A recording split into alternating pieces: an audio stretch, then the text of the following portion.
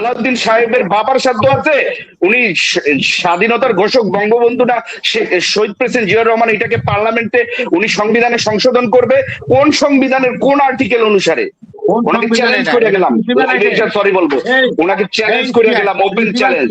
সালাউদ্দিন সাহেবকে open challenge করলাম ভাই, ওপেনলি পাবলিক লাইভে এসে ক্ষমা চাবো, উনি আমার সংবিধানে আসুক, উনি ব্যারিস্টার ফুয়াদ আর শিশির মনিরের সাথে চ্যালেঞ্জে আসুক, ওনাকে সংবিধান শিখিয়ে দেবে।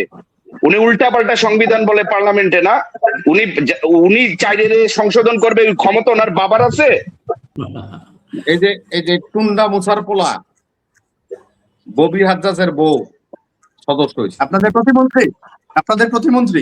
হ্যাঁ স্যার ভাই, আপনি তর্ক করেন না তো, শুনেন আপনি, আমি তো বলতেছি, আপনি উত্থাপন করতেন। আমি কি মিথ্যা বলছি? ববি হাজ্জাজ আপনাদের প্রতিমন্ত্রী না? টুন্ডা মুসারই তো চিনেন না আপনি, আপনি একজন মন্ত্রী লয়ে। ঠিক আছে, আপনি মোতাবিক শমশেরকে টুন্ডা মুসা বলছেন, বাট ববি হাজ্জাজ আপনাদের প্রতিমন্ত্রী। ওর একটা হাত পুড়ে গেছিল, সেই টুন্ডা মুসার ছেলে তো আপনাদের প্রতিমন্ত্রী। আমি আবার কথাটা শেষ হোক, তর্ক করেন না, বিতর্ক করেন না, আমি তো আরো বলতেছি। একটার মধ্যেই আপনার বাবাত মারেন।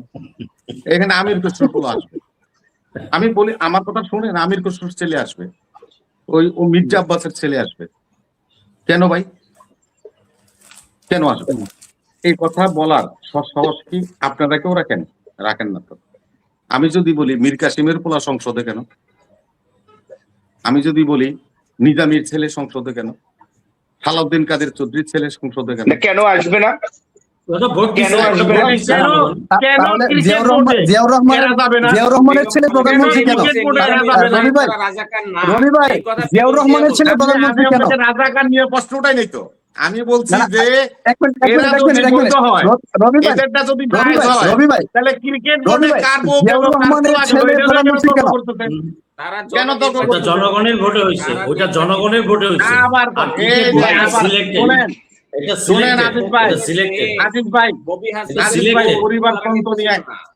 পরিবারতন্ত্র নিয়ে প্রশ্নের উত্তর দিতে ফেনা উঠছে। রবি ভাই রহমানের হাসিনার পোলা মাইয়ারা পরিবারতন্ত্র করে। আমরা বিসিবির যে বোর্ডের মধ্যে রবি ভাই, আমি একটা কথা কারেকশন ধরি, একটা প্রশ্ন রবি ভাই সার্বিকভাবে বলবেন, একটা সাইড নিয়ে একটা প্রশ্নের উত্তর দেন, তারপর আপনি আপনার কথাগুলো বলেন।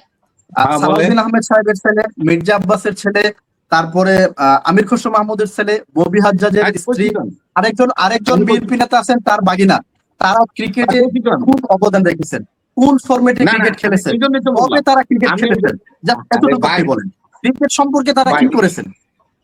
আরে ভাই, আমি এই জন্যই তো বললাম যে আমরা পরিবারতন্ত্র নিয়ে কথা বলি। আপনি পরিবারতন্ত্র আপনি ভুলে যান না। আমি পরিবারতন্ত্রের কথা বলতেছি না, আমি জানতে চাচ্ছি যে সালাউদ্দিন আহমেদের ছেলে যে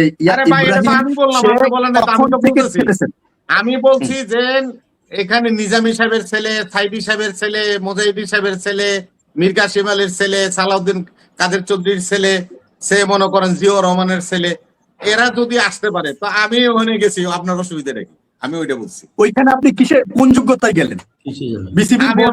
আমি যদি অযোগ্য হই তাহলে ওটার বিচার হইব, হাসিনার মতো পলাই দেব, হাসিনার পোলা মতো। এটা তো লজিক্যাল হলো না, এটা তো লজিক্যাল, জনগণের ভোট। আপনার বলা হলে জায়েজ, আপনার বেলায় জায়েজ, আরেকজনের বেলা হলে বেজায়েজ। আপনি যাদের কথা বললেন, সালাউদ্দিন কাদের চৌধুরীর ছেলে বা নিজামীর সাহেবের ছেলে বা অন্য যারা গেছেন, তাদেরকে দেশের জনগণ ভোট দিয়েছেন, জনগণের ভোটে তারা সংসদে গিয়েছেন।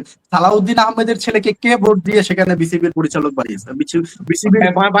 বিসিবির ভোট এটা হলো মন্ত্রণালয় বানাইছে, ad hoc committee, not full pledged committee.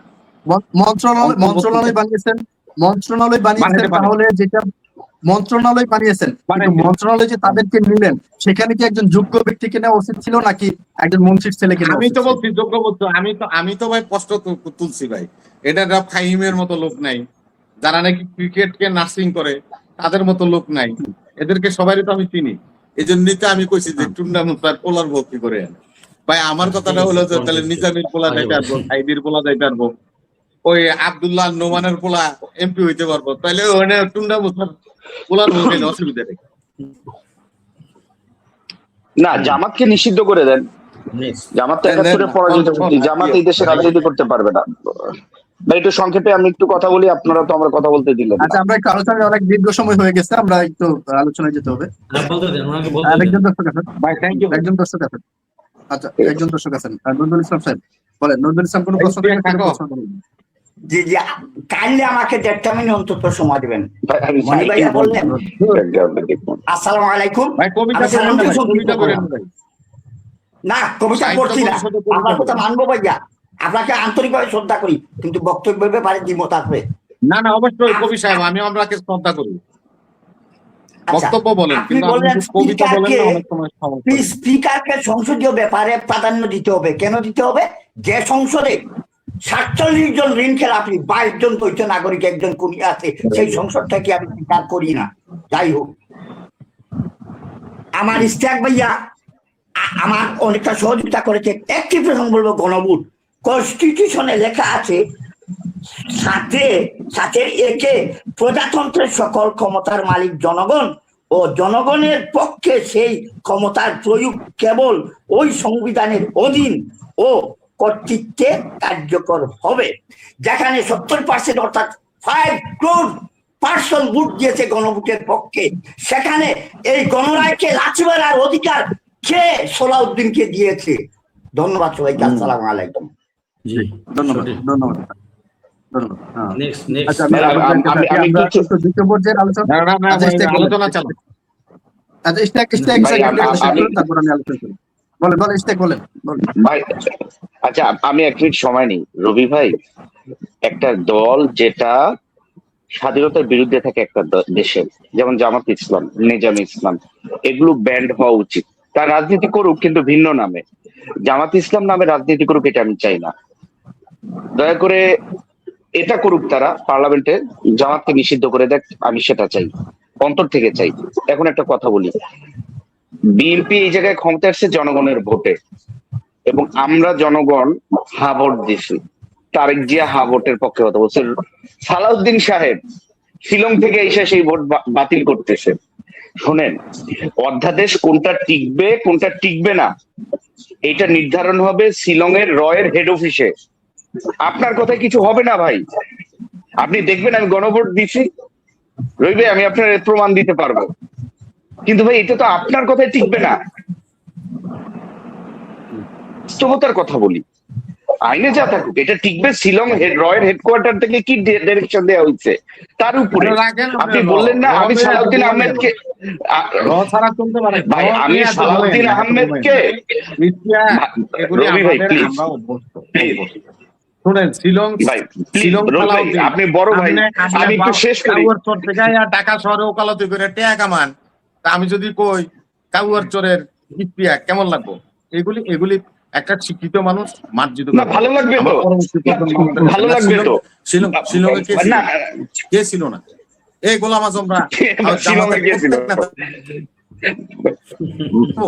ভাই। গোলাম আজমকে আমি বাংলাদেশের নাগরিকও মনে করি না ভাই। গোলাম আজম পাকিস্তান পলাইছিল ভাই। গোলাম আজম ভাই, গোলাম আজমরেও ফাঁসি দেন, গোলাম আজমের কবর সহ ভাই পাকিস্তানে পাঠান, আমার কোনো অবজেকশন নেই। কিন্তু ভাই শিলং থেকে যে সিদ্ধান্ত আসবে তার বাইরে যাওয়ার কোনো ক্ষমতা নাই, এটা ওপেন চ্যালেঞ্জ করে বললাম। আপনাকে বললাম ক্ষমতা রাখে না ভাই, রাখে 133টা অধ্যাদেশের কোনটা টিকবে কোনটা টিকবে না সেটা শিলং থেকে ডিটারমাইন হবে। বুড়িগঙ্গা পার হয়ে কেরানীগঞ্জ গেছেন গা ভাই, সালাউদ্দিন সাহেবকে ওপেন চ্যালেঞ্জ করলাম ভাই, ওপেনলি পাবলিক লাইভে এসে ক্ষমা চাবো, উনি আমার সংবিধানে আসুক, উনি ব্যারিস্টার ফুয়াদ আর শিশির মনিরের সাথে চ্যালেঞ্জে আসুক, ওনাকে সংবিধান শিখিয়ে দেবে। উনি উল্টাপাল্টা সংবিধান বলে পার্লামেন্টে, না উনি চাইলে সংশোধন করবে, ক্ষমতা ওনার বাবার আছে? উনি আমাদের সংবিধান শিখায়? চাইলে রেতে হাত দেওয়ার ক্ষমতা কারো আছে এই সংবিধান বলবৎ থাকা অবস্থায়, এই বাংলাদেশের মাটিতে থাইকা?